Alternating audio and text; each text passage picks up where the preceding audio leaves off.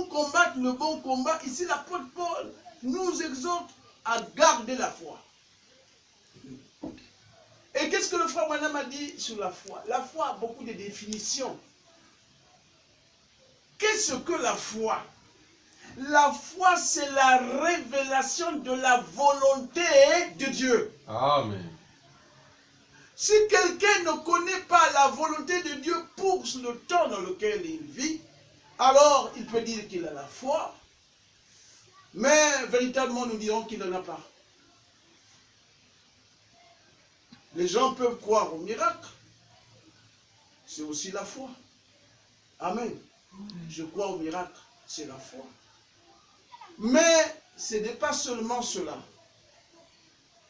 La foi, si vous avez la foi, vous savez que cela veut dire que vous avez le Saint-Esprit. Bien-aimé, mais c'est le Saint-Esprit qui donne la révélation. Amen. Et quand vous avez la révélation, c'est que vous avez la foi. Et la bonne conscience. Amen. Il faut aussi avoir la bonne conscience. La bonne conscience, distinguer ce qui est pur de ce qui est impur. Distinguer ce qui est saint de ce qui est profane. Un chrétien doit faire cela. Et encore, ici, il dit encore, beaucoup de croyants ont fait naufrage par rapport à la foi. Vous savez que le Seigneur a commencé à conduire son église en 1965. D'autres diront, mais Joseph Mouyabi, tu dis que c'est en 65 que le prophète a commencé, plutôt que le Seigneur a commencé. Mais bien aimé, mais comment le Seigneur allait-il conduire son église tant que toute la nourriture n'était pas emmagasinée? Le ministère de Frère Branham avait pour mission d'emmagasiner toute la nourriture. Amen. Merci. Parce que c'est ça. C'est avec ça que l'église devait marcher. À la rencontre de l'époux. Et cette marche a commencé en 65. C'est en 65 aussi qu'il avait terminé le travail. Quand il a terminé le travail, le Seigneur l'a retiré. Il a dit à Frère Franck, c'est ton tour maintenant. Prends tout cela, ce que le prophète a laissé. Et c'est avec ça que tu vas conduire. Voilà pourquoi, 40 ans durant, la marche dans le désert a eu lieu. Beaucoup n'ont même pas su à quel moment l'Église a accompli ses 40 ans. Prenez 1965, 2005, faites la soustraction, vous allez trouver 40 années. Amen.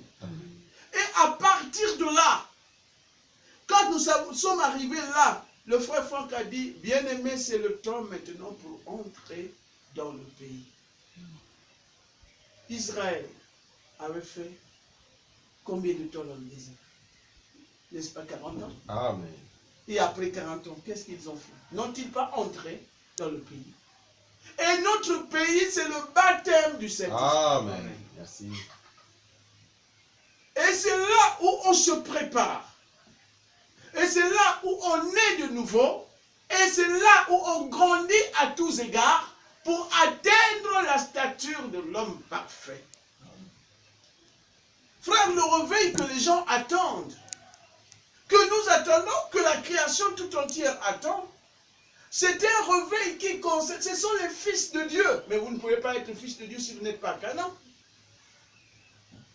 Si vous n'avez pas le Saint-Esprit, si vous avez le Saint-Esprit, vous êtes à Canaan. Vous n'avez pas le Saint-Esprit, vous êtes encore peut-être dans le désert. Mais il y a des gens aussi qui ont élu domicile dans le désert. Vous pouvez remarquer que quand Israël quitte l'Égypte pour aller à Canaan, lorsqu'ils arrivent dans le désert, il y avait ceux aussi qui se disaient croyants, mais qui avaient élu domicile dans le désert. Ils n'avaient pas besoin de continuer. Quand Ésaü a rencontré le peuple d'Israël, au contraire, il a attaqué. Il les a attaqués. Amen. Quand Moab est venu, il a attaqué Israël. Il a même séduit une partie. Donc, bien aimé, Dans le message aussi, il y a ceux qui se sont arrêtés dans le désert, qui n'avancent plus. Mais nous devons avancer. Amen. Nous devons avancer. Alors, bien-aimés, c'est cela. Nous sommes en guerre. Et peut-être que nous allons relire encore Frère Branham concernant cette guerre. Nous allons relire le Frère Branham concernant cette guerre. Lisons encore le Frère Branham. Le Frère Branham nous parle de la guerre. Amen. Amen. Il nous dit ceci.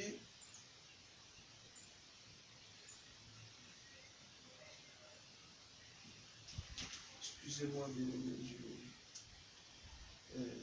il dit que maintenant, savez-vous que nous avons eu des guerres, sur la page 11, paragraphe 52, et des guerres et des bruits de guerre. Et si la terre subsiste, des guerres, nous en aurons encore beaucoup. Mais est-ce que vous vous rendez compte qu'en fait, il n'y a que deux puissances dans tout l'univers, de toutes nos différences, celle qu'il y a entre les nations et les divergences entre nous. Et tout au bout du compte, il y a seulement deux puissances. Les deux puissances-là qui sont en guerre, nous devons les connaître, bien-aimés. Il n'y a que deux puissances, il n'y a que deux royaumes qui sont en guerre. Il n'y a que deux puissances qui sont en guerre. Deux puissances, deux royaumes. Toutes les autres choses, les petites choses mineures, se rattachent à l'une ou l'autre de ces puissances. Et ces puissances, ce sont la puissance de Dieu. Vous pouvez dire amen? Amen. Et la puissance de Satan. Voilà les deux puissances qui sont en guerre. Voilà les deux royaumes qui sont en guerre. Amen. Parce que ce sont les deux seules puissances qui existent. Et ce sont la puissance de la vie, la puissance du royaume de Dieu. La puissance de Dieu, c'est la puissance de la vie éternelle. Amen. Et la puissance du diable, c'est laquelle? La puissance de la mort. Alors, ce sont les deux seules puissances. Amen. Amen. Et aujourd'hui, nous sommes assis ici. Là, il parle de ceux qui sont assis dans l'église. Vous aussi, vous êtes assis dans l'église. Amen. Amen. Nous sommes dans l'église. Alors, il dit que c'est l'une ou l'autre puissance qui va nous contrôler, ou qui nous contrôle. Nous devons nous rendre compte de cela. Je suis dans l'église. Mais dans l'église, là où je suis, il y a la puissance de Dieu là, la puissance du diable là. Le royaume de Dieu est là dans l'église. Le royaume de Satan aussi est là. Vous voyez ça? Amen. Et le Seigneur dit que ce sont ces deux puissances, ces deux royaumes, deux églises. Il n'y en a que deux églises. Amen. Vous voyez, lorsque nous regardons sur la terre, oh, dans le message, c'est plein d'églises. Oh, je vais à l'église. Oh, notre église est telle, avec tel pasteur. Mais le Seigneur, surtout maintenant au 7e âge, il dit, je suis à la porte. Je suis à la porte. Donc, sachant que tous les chrétiens, tous ceux qui se disent de Christ, appartiennent soit à l'église du Seigneur, soit à l'église de Satan. Et vous devez réaliser cela. Et ces deux églises sont en guerre. Ces deux royaumes sont en guerre. Amen. Ces deux puissances sont en guerre. la vie éternelle contre la mort éternelle. Et frère Branham a dit quoi? Il dit que quand vous avez la puissance de Satan, c'est aussi la puissance de Dieu, mais pervertie. Amen. Amen. Voilà pourquoi, si nous ne faisons pas attention, le diable peut nous détourner, en étant incroyant du message. Il a réussi à détourner beaucoup. C'est la puissance de Dieu. Donc, voyez que, comment comprenez-vous cela? Que les deux puissances sont en guerre. Mais ces puissances-là, voyez-vous, ont presque la même force. En fait, ça se teste. Ça se teste. Amen. Amen. Donc, vous devez vous efforcer de vous ranger du côté du royaume de Dieu. Du côté de l'église du Dieu vivant. Du côté de la puissance de Dieu. Parce que je vais vous montrer que ces deux puissances, ces deux royaumes, ces deux églises sont en guerre. Mais qu'est-ce que le Seigneur Jésus-Christ a dit pendant que le combat fait rage? Et je vous dis déjà que le combat fait rage. Amen. Et je vais vous montrer. Le frère Branham aussi, j'avais besoin de lire l'exposé aujourd'hui. Je lis oreille quelque part. Mais je vais vous lire quand même quelque chose ici, dans Matthieu 24, verset 9.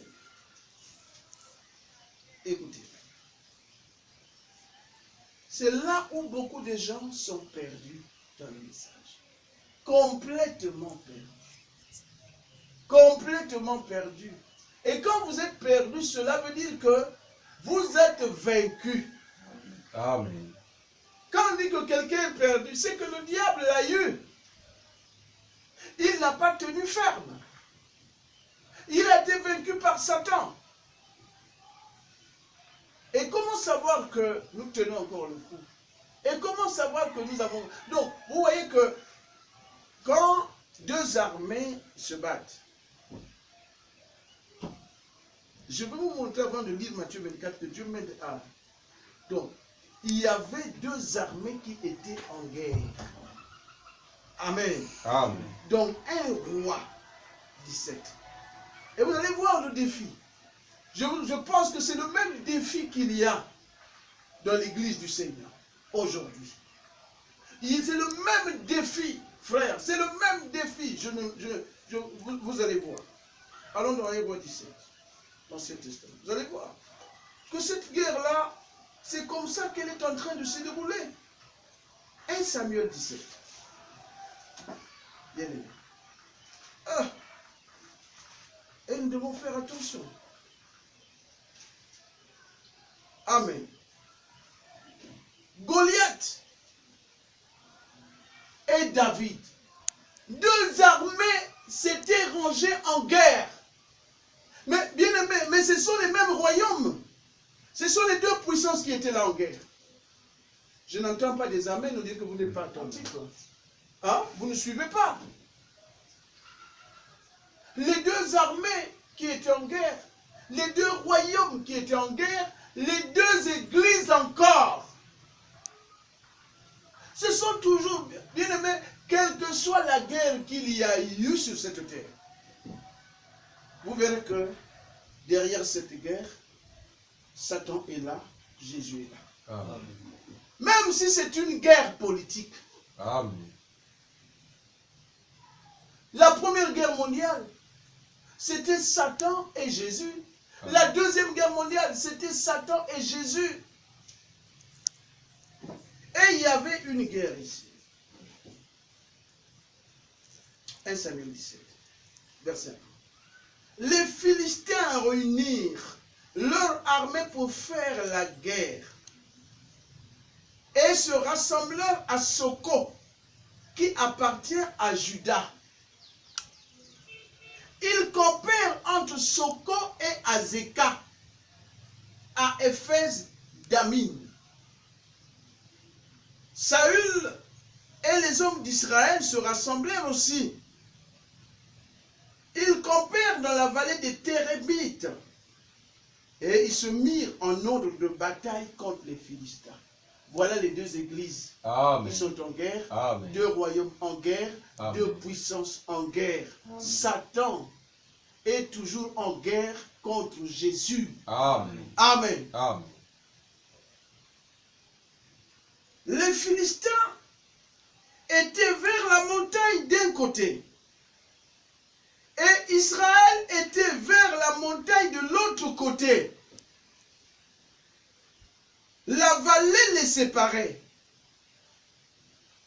Un homme sortit alors du camp des Philistins et s'avança entre les deux armées.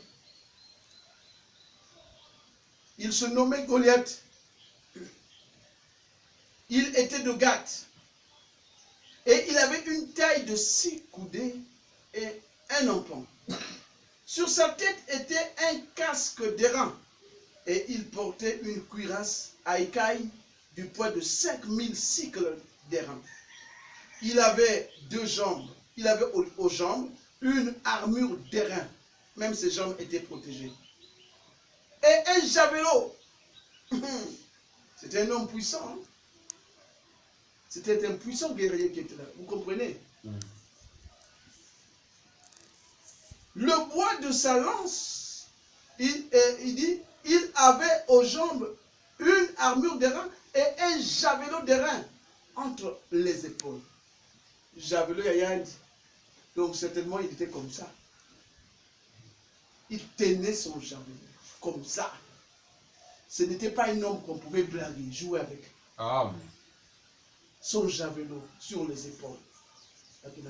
Il tient comme ça. Amen. Amen. Le bois de sa lance était comme une en soupe de tisserand et la lance pesait 100 cycles de fer. Celui qui portait son bouclier marchait devant lui. Même le bouclier. Ce n'est pas lui-même qui avait le bouclier. Moi, j'ai vu des soldats en guerre à la télévision, mais je voyais que ces soldats avaient eux-mêmes leur bouclier. Mais Goliath, son bouclier, et il y avait quelqu'un, je crois, un jeune homme devant qui portait son bouclier. C'est que les choses, c'était des choses qui pesaient. Alors, avoir Goliath, bien aimé, vous allez comprendre que Goliath, pratiquement, quand on le voyait, Goliath était tellement sûr. Les Philistins étaient tellement sûrs que cette fois-ci, nous allons avoir l'armée du Dieu Tout-Puissant. Est-ce que vous croyez que c'était l'armée du diable contre l'armée du Dieu Tout-Puissant? Amen. C'était les deux armées. Amen. Et les Philistins ont dit à Israël cette fois-ci, hein, avec Goliath, à notre tête, on va les avoir. Ils étaient tellement sûrs.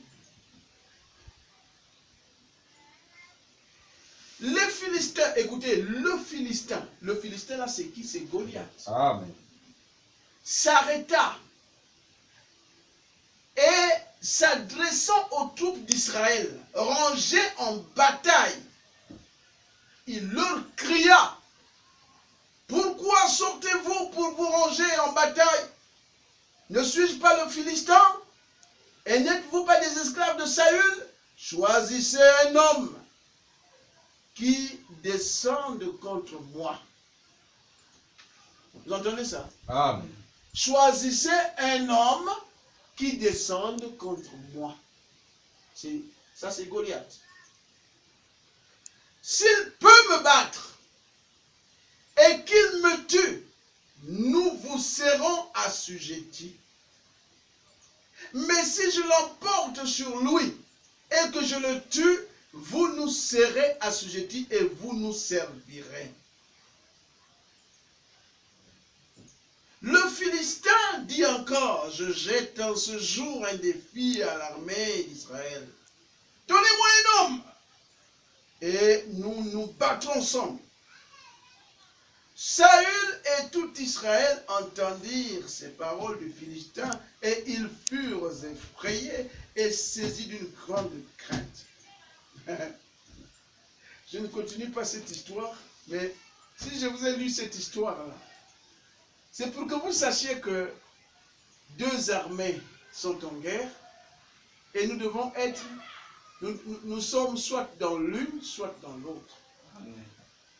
Deux royaumes sont en guerre, nous sommes soit dans l'une, soit dans l'autre. Deux églises en guerre, nous sommes soit dans l'une et soit dans l'autre. Amen. Amen. Et, bien aimé, le frère Branham dit que, tel que nous sommes assis ici, nous aussi nous sommes ici dans l'église, il dit que nous sommes contrôlés et nous serons contrôlés par l'une de ces puissances. Est-ce que vous comprenez bien? Soit le diable va m'avoir, soit Jésus va m'avoir. Amen. Merci. Donc, il dit, et c'est toujours le même défi, le défi que Goliath lança.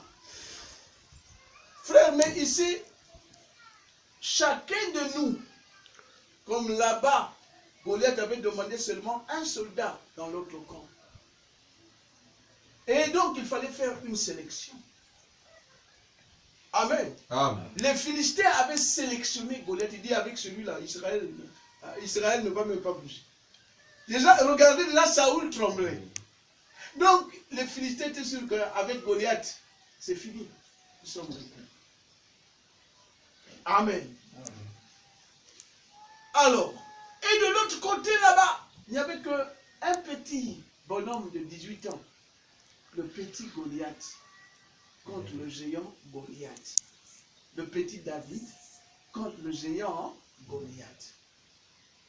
Frère, maintenant là, dans l'église, David et Goliath, chacun de nous doit se dire, suis-je Goliath ou suis-je David? Amen. Amen. C'est cela. Là-bas, c'était des armées, une armée là, une armée là. Il y avait un champ de bataille, la vallée. Et la sélection, c'était, donc là-bas, on avait sélectionné un soldat, ici un soldat. Mais aujourd'hui, frère, comme l'église n'est plus dans le désert, nous devons savoir que l'église a déjà traversé le Jourdain et l'église est dans le pays. Dites amen à ça. Amen. Le pays où aura lieu l'enlèvement. Le pays où ceux qui sont là vont atteindre la stature de l'homme parfait. Le pays où ceux qui sont là seront adoptés. Et quand vous entendez de l'adoption, c'est un placement. Un placement. Amen. Amen. On place le soldat dont on est sûr que celui-là, il va gagner. Amen. Et David avait rassuré son camp, il dit, Saül, n'aie pas peur. Armée de l'Éternel, ne soyez pas peur. Moi, il dit, j'ai déjà tué le lion. J'ai déjà tué celui-là. Vous verrez que la guerre ne va même pas durer. Amen. Amen. Donc, bien aimés, comprenez que si nous avons reçu le message, c'est pour que nous puissions nous battre.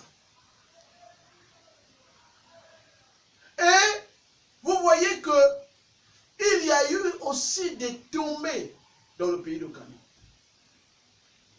Il y avait eu des tombées, pourtant ils étaient à Canaan. Ils sont allés se battre. Je me rappelle ce jour-là, ils étaient en guerre.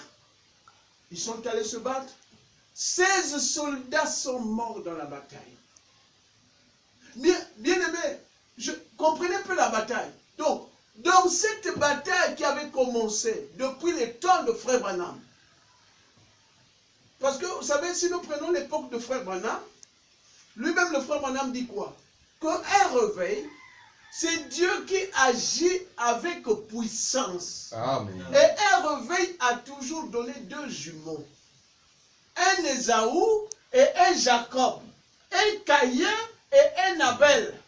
Et ces deux-là sont toujours en guerre. Amen.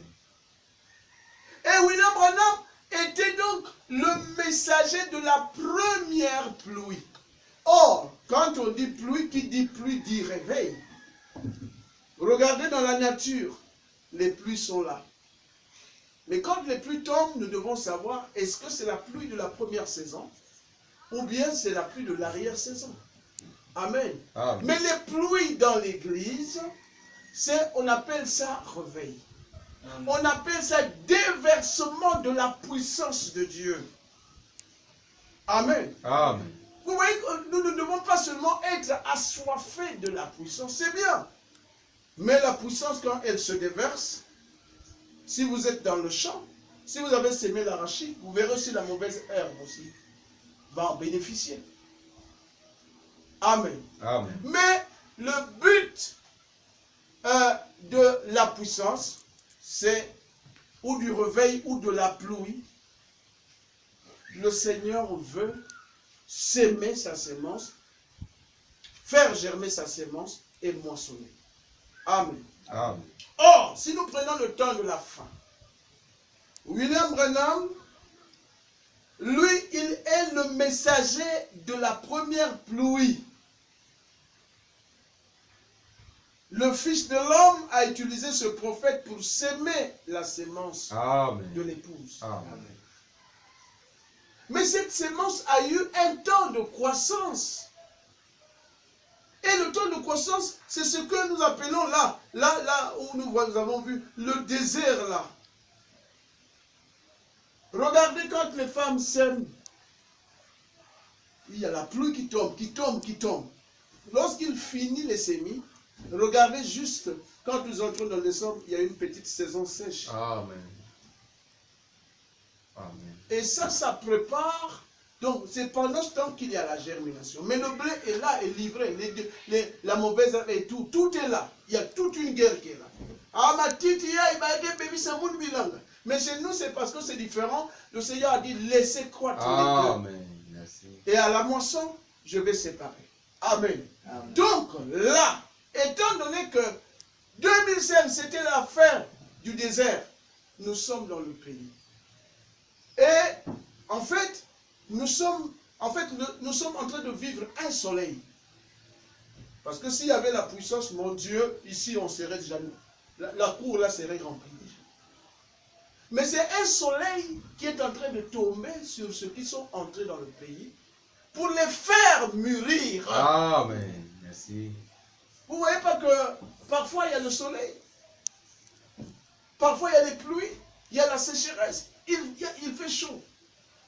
La chaleur aussi fait mûrir le grain. Et maintenant, quand on arrive maintenant à ce qu'on appelle la récolte, c'est là où nous allons voir encore une pluie qui va venir. Amen. Ça sera la dernière.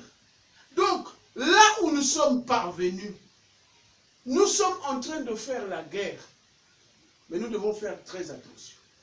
Sommes-nous de quel côté? Parce que quand il va pleuvoir, Caïn et Abel seront vraiment manifestes. Jacob et Ésaü, on les verra. Et ils seront toujours en guerre. Parce que la puissance tombera là et là. Dans les deux camps, il y aura la puissance. Mais la différence sera sur ce que le frère Branham a dit. Ici dans Matthieu 24. Matthieu 24, verset 24.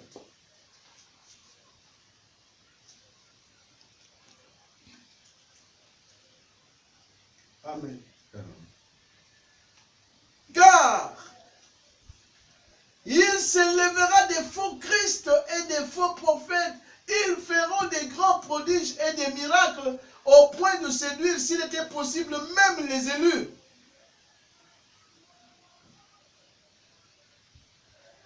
Est-ce que c'est clair? Amen.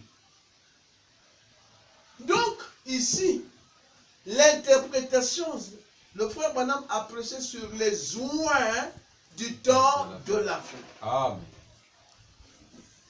Et il a parlé aussi du temps de la fin. Nous sommes au temps de la fin et nous sommes très proches même de la fin.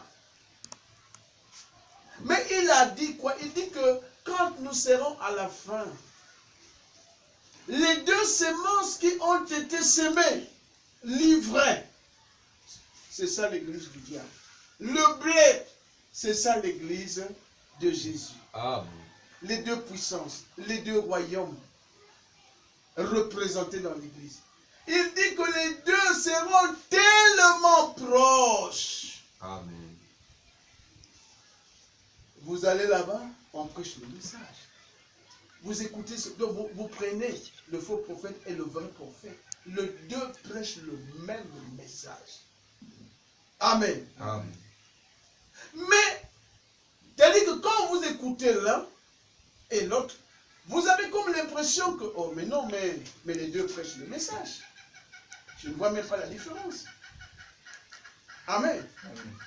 Mais qu'est-ce que le frère Branham a dit? Il dit que les deux esprits seront tellement proches que vous aurez lieu à les confondre. C'est le point, sur le point de la doctrine. Amen. Prenons la sémence du serpent. Qu'est-ce que celui-là dit? Qu'est-ce que celui-là dit? Les deux camps disent. Puisque les deux camps sont dans le message. Prenons le mariage et le divorce. Qu'est-ce que celui-là dit? Qu'est-ce que celui-là dit? Amen. Amen. Prenons les 7 tonnerres. Qu'est-ce que celui-là dit? Qu'est-ce que celui-là dit? Prenons la révélation des 7 sceaux. Qu'est-ce que celui-là dit? Qu'est-ce que celui-là dit? Prenons chaque mystère que Dieu a révélé par le prophète. Qu'est-ce que cela dit? Celui-ci dit et qu'est-ce que là dit? Bien-aimé, c'est la guerre des Écritures. Amen. Satan connaît. Satan, c'est un vieux combattant. C'est nous qui venons. Mais lui, il a appris. Il utilise toujours la séduction. Et le frère Branham dit, comment Satan va-t-il vaincre? Il dit qu'il suffit. Si Satan voit que les deux, il connaît les 100% de ce que Dieu a révélé. Mystère révélé 100%, il connaît. Et il sait que, il connaît le principe. Voyez qu'il avait fait culbuter Ève. Comment? En disant que non, le Seigneur a dit, si vous mangez, vous allez mourir. Mais lui est allé voir le diable, Ève, il a dit, oh non, vous ne mourrez pas. Oh non, vous ne mourrez pas. Est-ce que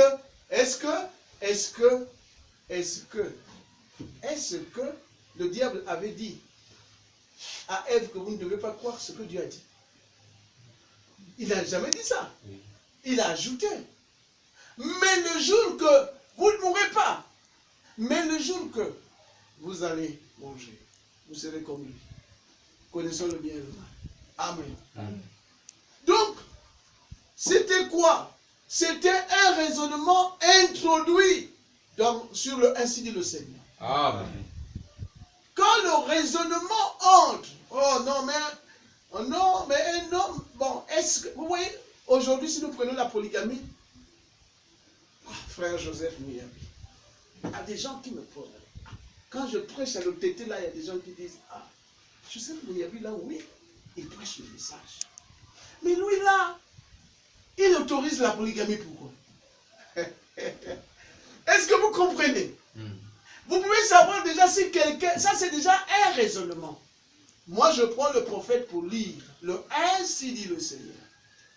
Prédication du 21 février 1976 sur le bas du divorce, le prophète était sur la montagne, Dieu lui a parlé. Voici ce qu'il lui a dit. Maintenant, toi tu lis.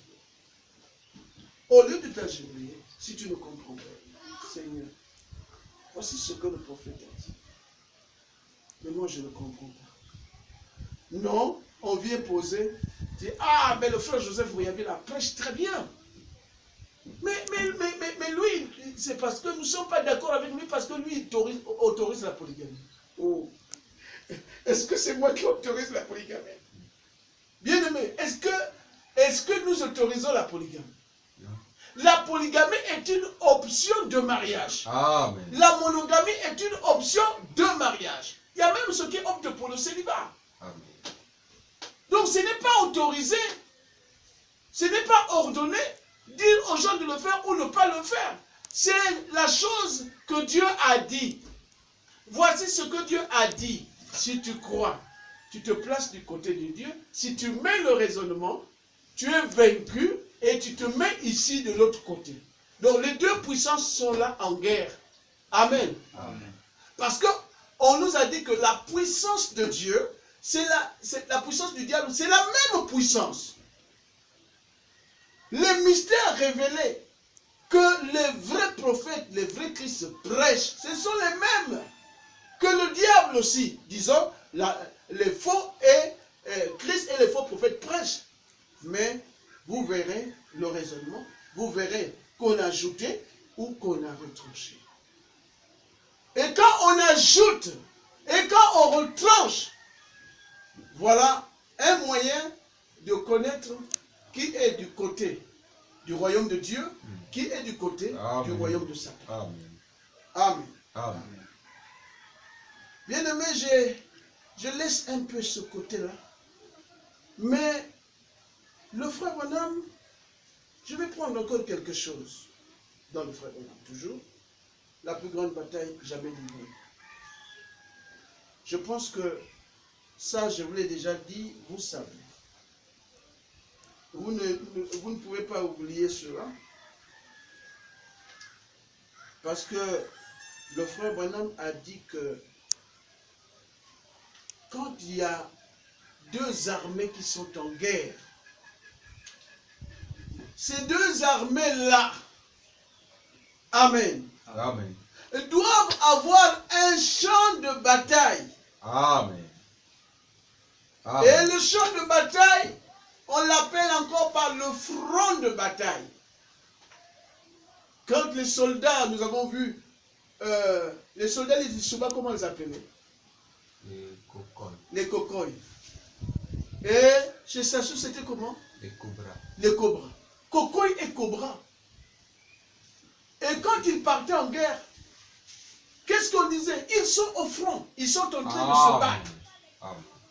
Donc le front de bataille se déplaçait. Donc on ne peut pas parler d'une guerre s'il n'y a pas un champ de bataille, s'il n'y a pas un front de bataille. Et quand il y a ça, il faudrait qu'il y ait ceux qui sont sélectionnés qui vont. Bien aimé, retenez que je vous ai dit que maintenant là, le Seigneur est en train de sélectionner. Amen. Amen. Merci. Mais la première, il dit la sélection, c'est que nous devons croire rien que ainsi dit le Seigneur. Amen. Sans y mettre le raisonnement. Amen. Amen. Et nous devons vraiment être sûrs que je suis dans le pays. Pour être dans le pays, je vais vous lire l'Écriture. Comment être dans le pays? Comment dire que moi je suis dans le pays? Et 1 Corinthiens 12. Ceux qui sont dans le pays, c'est ceux-là. Ceux qui répondent à ce que Dieu demande. Si vous avez répondu à cela, vous êtes dans le pays. Et si vous êtes dans le pays, alors le Seigneur veut vous sélectionner. Amen. 1 Corinthiens 12, verset 13. Nous avons tous en effet été baptisés dans un seul esprit, pour former un seul corps, soit juif, soit grec, soit esclave, soit libre, et nous avons tous été abreuvés de cet esprit. Amen. Amen. Voilà donc comment le Seigneur commence sa sélection. Ce qui est sûr, c'est que ici, là, nous avons le baptême du Saint-Esprit. Ici, là, nous avons la nouvelle naissance. Si quelqu'un parvient à ceci, je pense qu'il ne va pas tomber dans la bataille. Dites amen à ça. Amen. Frère, dans le pays, on est là. Oublions que, frère, le désert c'était fini. La guerre, dès que Josué traverse le pays, il arrive, le pays de Canaan est là. Ils sont déjà dans le pays, mais il y a d'abord la grande ville de Jéricho. Une ville fortifiée. la hauteur de la muraille, l'épaisseur de la muraille. C'était vraiment quelque chose qui est une haute montagne qui leur barrait le chemin. Amen. Il fallait ôter cette montagne. Il fallait détruire. C'est là où, frères, beaucoup de gens aussi sont tombés dans le message. Aujourd'hui, nous pouvons dire, la ville de Jéricho, la muraille de Jéricho aujourd'hui, ça peut être les œuvres de la chair. Amen. Amen. Les œuvres de la chair. Ça peut être une fausse doctrine que tu as avalée. Tu as avalé une fausse doctrine. Quand on te voit dans l'église, tu es charmé. Or, dans le pays, quand vous manifestez les œuvres de la chair, c'est que, bien que nous sommes à Canaan, mais voyez, à Canaan, il y avait toujours les deux armées. C'est pas vrai? Amen. Est-ce que les Cananéens ont laissé Josué de dire, bon, Josué, nous nous livrons à toi? C'était le combat. C'était le combat du jour au jour. Amen. Amen. Alors, donc, bien-aimés, maintenant, frère, qu'est-ce que le frère Branham a dit? Que comme le combat se déroule au sein de moi, au sein de toi, au sein de frère Boukama, au sein de chacun de nous, au sein de la sœur Anne. Donc, réalisons, le frère Branham dit que pendant que nous sommes dans l'église, nous sommes contrôlés par les deux puissances. Nous sommes contrôlés par les deux royaumes. Nous sommes contrôlés par les deux églises. Quelle est alors donc l'église qui doit vaincre en nous? Le royaume qui doit vaincre en nous? La puissance qui doit vaincre en nous? Et dans ce cas, le champ de bataille, c'est notre cœur. Amen. Amen. Frère, les combats, le premier combat qui a été délivré sur cette terre, c'était effectué dans le cœur. Le diable entre dans le serpent. Jésus était déjà là. Amen. Amen. Parce que Ève était remplie du Saint-Esprit. Adam était rempli du Saint-Esprit. Et ce que le diable voulait, c'est ôter le Saint-Esprit. Frère, la sémence du nicolaïsme, qu'est-ce que le frère Branham a dit? Que ôter la parole, ôter le Saint-Esprit, enlever le gouvernement du Saint-Esprit dans la personne et introduire monsieur le démon, introduire les coutumes et les traditions. Voyez, introduire les œuvres de la chair. Et dès que ça rentre, le Saint-Esprit est parti. Amen. Frère, si vous avez bien suivi, quand vous voyez ici qu'à l'époque de Paul, c'est là que la sémence du nicolaïsme était sémée. Et ici, dans l'âge de Martin, c'est ici où la sémence était devenue une personne. Ça avait mûri. Amen. Les deux églises. Vous voyez même ici que vraiment, vous allez voir que là, c'est l'église du diable qui avait pris le contrôle. Amen. Donc, il entre dans le serpent et il va pour aller chercher Jésus. C'était comme ça, frère. Jésus était assis dans l'âme de Ève, dans l'âme d'Adam. Et monsieur le diable dit, je vais les chasser. Et je vais prendre Ève, et je vais prendre Adam, et je vais prendre tout ce que Dieu leur avait donné. Le royaume. Parce que Adam et Ève étaient une roi et une reine. Dieu avait dit, je vous donne le pouvoir. Leur royauté est bien définie ici. Amen, c'est bien défini ici. Donc, Donc ici, dans Genèse 1, 26, jusqu'au verset 28. Puis Dieu dit, faisons l'homme à notre image, selon notre ressemblance, et qu'il domine sur les poissons de la mer, sur les oiseaux du ciel, sur le bétail, sur toute la terre et sur tous les reptiles qui rampent sur la terre. Dieu créa l'homme à son image, le créa à l'image de Dieu, il le créa l'homme et la femme, et Dieu les bénit, et Dieu leur dit, soyez féconds, multipliez, remplissez la terre et l'assujettissez, et dominez sur les poissons de la mer, sur les oiseaux du ciel et sur tout animal qui se meut sur la terre. Amen. C'était la royauté. Amen.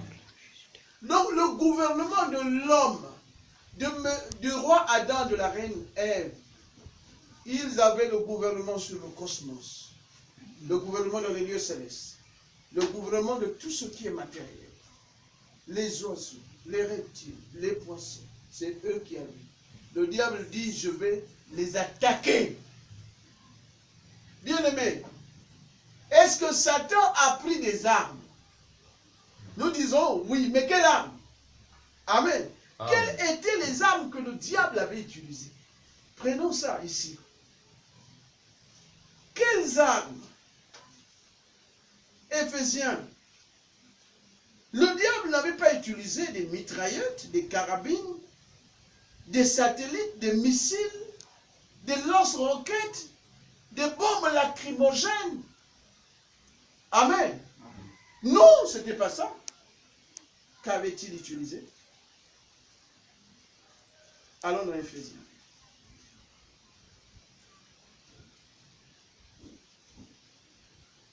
Verset 12. Car nous n'avons pas à lutter contre la chair et le sang, mais contre les dominations, contre les autorités, contre les princes de ce monde des ténèbres, contre les esprits méchants dans les lieux célestes. Nous n'avons pas à lutter contre la chair et le sang. Qu'est-ce que ça veut dire? Qu'il n'y avait pas des avions de guerre. Le diable n'a pas utilisé ça. Est-ce que vous comprenez? Il n'a pas pris les avions de guerre. Il n'a pas dit, bon, je vais placer des missiles, je vais placer des satellites. Aujourd'hui, les grandes puissances ont des satellites. Les grandes puissances ont des missiles qui sont prêts. Ils ont des armes chimiques, ils ont des armes biologiques, ils ont des armes nucléaires et ils sont prêts pour la guerre. Mais ça, ce n'est pas la guerre. Cette guerre-là ne va pas se passer dans le corps. Ce sont les armes qui vont parler. Mais ici, le diable est allé déclarer la guerre à Adam et Ève en passant par sa femme. Il n'a pas pris des mitraillettes, il n'a pas pris les armes matérielles. Il est allé tout droit. Bien-aimés, quand nous avons le Saint-Esprit, n'oublions pas que la tentation viendra, Amen. les tests viendront, les épreuves viendront, le combat viendra. Amen.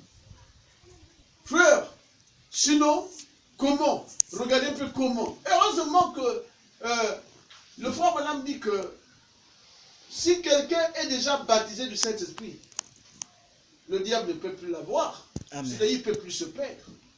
Mais au moins le diable peut te faire des choses. Amen. Sur certains, c'est vrai, quand vous avez le Saint-Esprit, vous avez la victoire, mais le diable aussi peut chercher au moins à te priver des bénédictions. Or, là-bas, c'était déjà dit que le jour que vous mangerez, c'est la mort. Voilà, c'était aussi un piège. Vous allez mourir. C'est quelle mort, bien-aimé? La séparation avec Dieu. C'était une mort spirituelle. Et donc, le diable n'a pas utilisé les armes de la Russie, des États-Unis, des grandes puissances telles que la Chine, la Corée. Non, il est allé, il entre dans le serpent et le voilà qui est allé vers Ève. Et le champ de bataille, c'était la pensée de Ève. Vous comprenez? Amen. Et pourtant, Ève avait un soldat. Le frère Branham dit que vous devez avoir dans votre champ de bataille un soldat dont vous êtes sûr qu'il peut gagner le combat. Voilà, voilà. Donc, aujourd'hui, frère, dans l'église du message, le combat qu'il y avait eu dans le jardin d'Éden, c'est le même combat qu'il y a eu qu'à Lyon.